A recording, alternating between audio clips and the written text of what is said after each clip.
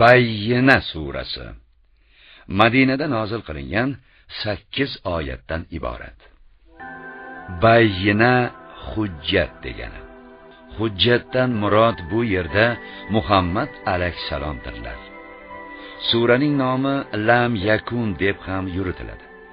Unda kofir va mushriklar to Muhammad alayhisalom payg'ambar bo'lib kelgunlaricha o'zlarining kufroniy aqidalaridan ajramaganlari, keyin esa ba'zilari kufrdan xalos topib islomga kirgani va ba'zilari kufrda qolgani, ibodatda ixlos zarurligi, oxiratda mu'minlarga va kofirlarga qilinadigan muomalalar to'g'risida ma'lumot beriladi.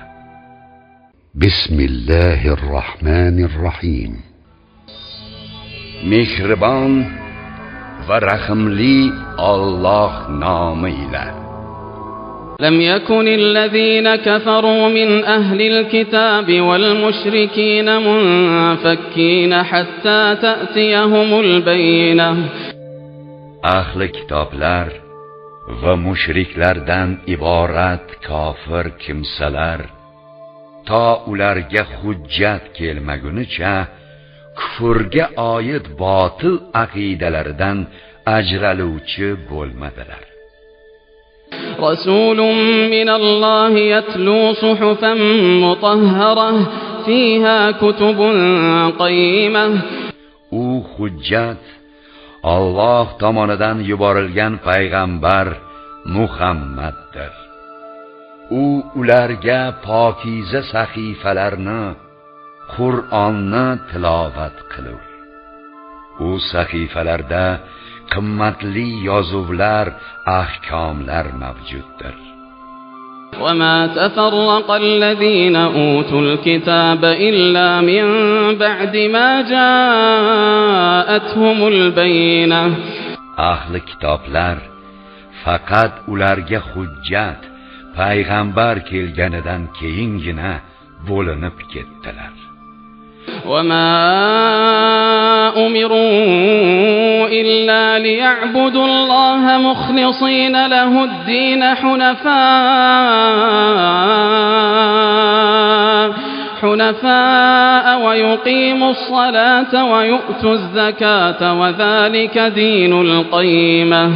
Holbuki ular faqat yagona Allohga, uning uchun dinni shirkdan xolis qilgan, to'g'ri yo'ldan og'magan hollarida ibodat qilishga va namozni barkamol ado etishga hamda zakot berishga buyurilgan edilar.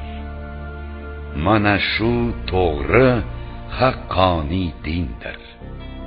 إن الذين كفروا من أهل الكتاب والمشركين في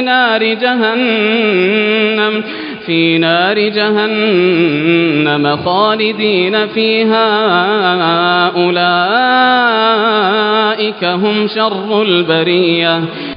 Albatta ahli kitob va mushriklardan iborat kofirlar jahannam o'tida bo'lib, o'sha joyda mangu qolurlar. Ana o'shalar xaloyiqning eng yomonidirlar. إن الذين آمنوا وعملوا الصالحات أولئك هم خير البرية. Albatta iymon keltirgan va solih amallarni qilgan zotlar aynan o'shalar xaloyiqning eng yaxshisidirlar. جزاؤهم عند ربهم